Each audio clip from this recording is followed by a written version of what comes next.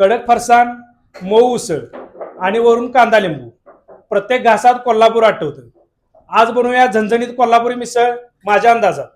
सुरुवातीला मिसळसाठी लागणारा मसाला बघूया.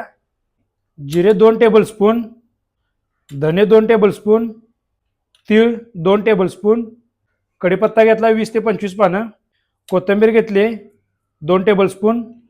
याच्यामध्ये नारळ ॲड करून याचा वेगळा मसाला तयार करून घेऊया.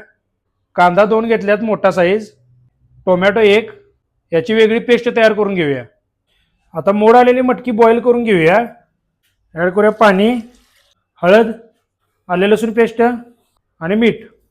मोड आलेली मटकी व्यवस्थित शिजवून घेऊया. आता मिसळचा मसाला भाजून घेऊया.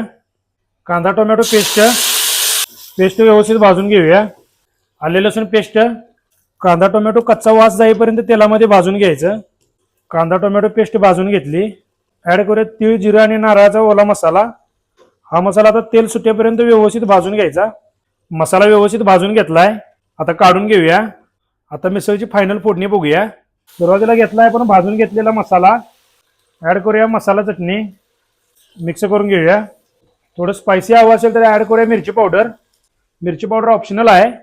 मसाला कट सुटेपर्यंत व्यवस्थित भाजून घेतलाय. ॲड करूया शिजवून घेतलेली मटकी. ॲड करूया कोथिंबीर. मिसळ व्यवस्थित उकळून घेऊया.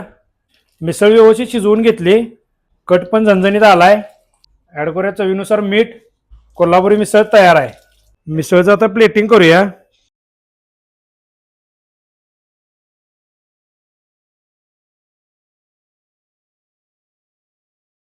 अशा सोप्या आणि सिंपल रेसिपीसाठी आपल्या पेजला नक्की फॉलो करा.